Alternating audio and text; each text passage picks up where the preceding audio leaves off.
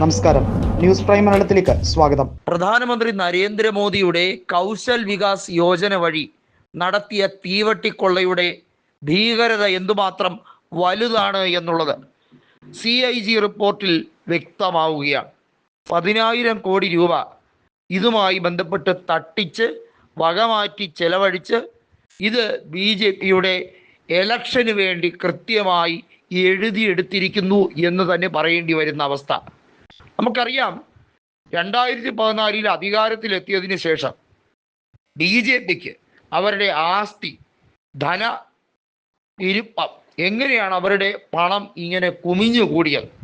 ഓരോ സംസ്ഥാനത്തും ഭരണം അട്ടിമറിക്കാനും അവർക്ക് ഇഷ്ടമുള്ളവരെ തിരികെ കയറ്റാനും ഓരോരോ കോർപ്പറേഷൻ ആയിരുന്നാലും മുനിസിപ്പാലിറ്റി ആയിരുന്നാലും ലോക്കൽ ബോഡീസിൽ തുടങ്ങി സ്റ്റേറ്റ് ഗവൺമെൻറ്റിനെ വരെ മാറ്റിമറിക്കാൻ ആവശ്യമാകുന്ന രീതിയിലുള്ള സാഹചര്യമൊരുക്കാൻ എണ്ണമളന്ന് പണം വിതരണം ചെയ്യുക, ബൾക്കായി വിതരണം ചെയ്യുക. ഇതിന് എങ്ങനെയാണ് ഇവർക്ക് ഇതിന് മാത്രം പണം കുമിഞ്ഞുകൂടുന്ന അവസ്ഥയുണ്ടായത്?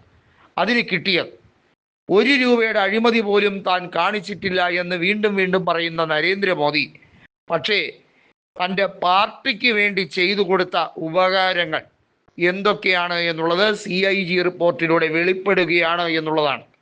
10,000 കോടി രൂപ വകമാറ്റി ചെലവഴിച്ചിരിക്കുന്നത് നൈപുണ്യ വികസനം ഉൾപ്പെടെയുള്ള കാര്യങ്ങളുടെ പേരിലാണ്. ഇന്ത്യ ഒട്ടുക്കം പല സംസ്ഥാനങ്ങളിലും പല രീതിയിൽ പരിശോധനകൾ CIG നടത്തിയതിൽ നിന്നും ഏകദേശം 174ഓളം ബാങ്ക് അക്കൗണ്ടുകളിൽ ഈ പറയുന്ന അഭ്യസ്ത വിദ്യർക്ക് സ്റ്റൈഫൻഡ് അനുവദിക്കുന്നതിൻ്റെ തുക, അതുമായി ബന്ധപ്പെട്ട കാര്യങ്ങളിൽ വ്യാജ അക്കൗണ്ടുകളാണ് എന്നുള്ളത് CIG കണ്ടെത്തിയിരിക്കുകയാണ്.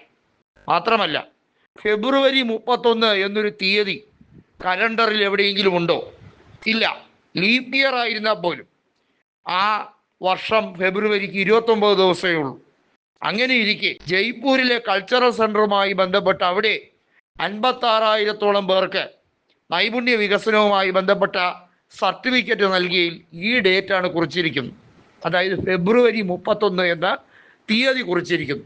എന്തൊരു വിരോധാഭാസമാണെന്ന് നോക്കണേ. ഈ രാജ്യം മുഴുവൻ കുട്ടിച്ചോറാക്കിക്കൊണ്ടിരിക്കുകയാണ്. ഒരു അറ്റത്ത് റിസർവ് ബാങ്ക് തന്നെ പറയുന്നു ഈ രാജ്യത്ത് വലിയ രീതിയിലുള്ള പണം കൊള്ളയടിക്കപ്പെടുന്ന സാഹചര്യമാണ് ഉണ്ടായിരിക്കുന്നത്. നമുക്കറിയാം, 200 ലക്ഷം കോടി രൂപയുടെ തട്ടിപ്പുമായി ബന്ധപ്പെട്ട വിഷയം.